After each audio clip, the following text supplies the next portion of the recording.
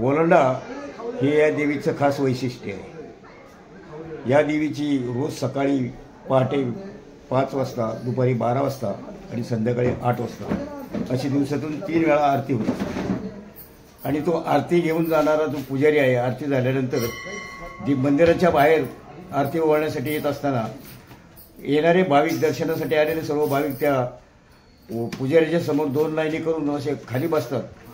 आणि तो ओलांडा घेऊन जाणारा पुजारी चालत असताना त्याच्या पायावर डोकं ठेवून लोटांगण घालतात.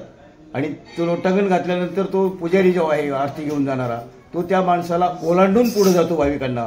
म्हणून या प्रथेला ओलांडा ही प्रथा पडलेली आहे. आरती झाली सकाळी पहाटे 5ची, दुपारी 12ची आणि संध्याकाळी 8ची की तिन्ही वेळेला हा आरती घेणारा पुजारी मंदिराबाहेर येतो. आणि मंदिराबाहेर असताना जी आरती घ्यायला लोक पुजारीच्या समोर ओलांडा घालतात, लोटांगण घालतात, त्यालाच ओलांडा म्हटला जातो. हा दिवसातून 3 वेळा ओलांडा असतो आणि 365 दिवस असतो.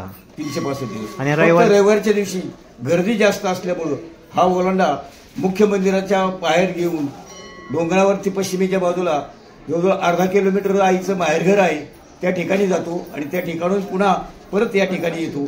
त्यावेळेला असणाऱ्या भाविकांना या ओलांड्याचा लाभ मिळावा म्हणून हा ओलांडा फक्त रविवारच्या दिवशीच वरच्या देवीकडे नेला जातो. किती वाजेपर्यंत असतो तरी रविवार? तो आता गर्दीवर अवलंबून. गर्दी जर जास्त असेल तर काही वेळेला तो ओलांडा परत यायला 5 ते 6 तास लागतो. गर्दी नसेल तर 1 तासातही परत येतो. ओके.